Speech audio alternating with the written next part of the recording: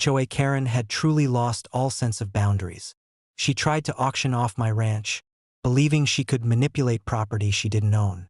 What she didn't realize was that I had full control of the property, had preemptively secured all access points, and had Titan, Max, and my elite K9 squad fully prepared. Every inch of the ranch, every potential intrusion, and every attempt at intimidation was already anticipated, documented, and countered. It was early morning when Karen's SUV screeched into the driveway, her hands waving frantically with papers, face red with entitlement and panic. "You can't auction this. This is HOA property. Step aside," she shouted. I stepped forward calmly, Titan and Max flanking me, muscles coiled, eyes locked on her every movement.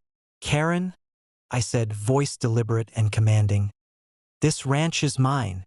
Any attempt to interfere, intimidate, or assert false ownership is trespassing and harassment. Step back now." Her face twisted in disbelief. She lifted her phone to call 911, but Titan growled low, Max mirrored him, and the rest of the squad fanned out, cutting off every possible approach. Karen's confidence began to crumble. Every potential path to enforce her HOA rules was blocked by preparation, law, and elite K9 enforcement. Desperate, she tried to step closer, waving her papers, but Titan advanced slightly, Max mirrored him, and the rest of the squad subtly shifted positions, forming a living, unbroken barrier around the ranch. Karen froze, realizing any interference would trigger immediate consequences. Minutes later, officers arrived, not because of her call, but because I had already notified law enforcement of potential trespassing and harassment. They assessed the scene.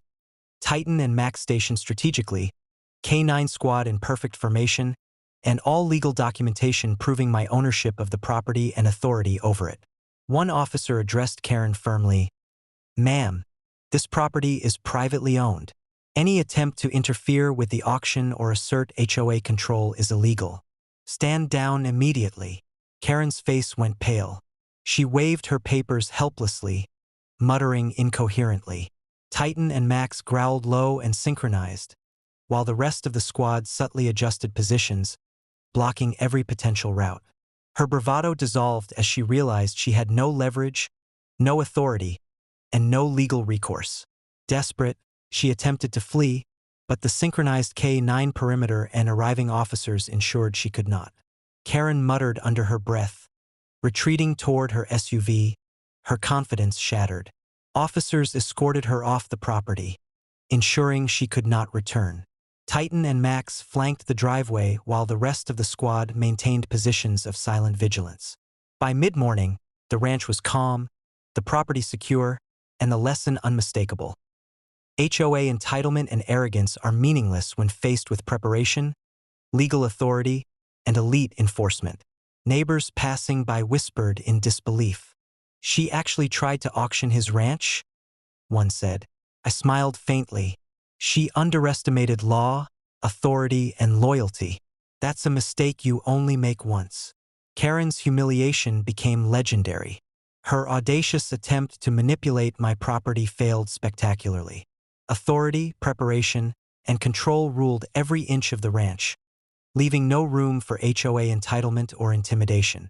Titan lounged near the main gate, Max patrolled the perimeter, and the rest of the squad maintained positions of silent vigilance. As the sun set, the property shimmered under golden light. HOA Karen, or anyone foolish enough to overstep boundaries, would never assert authority here again. My ranch, my property, and my peace remained fully intact, stronger than ever. Karen's audacity had met precise, unavoidable consequences, and the neighborhood now had a cautionary tale about entitlement crushed by preparation, authority, and the loyalty of those who defend it.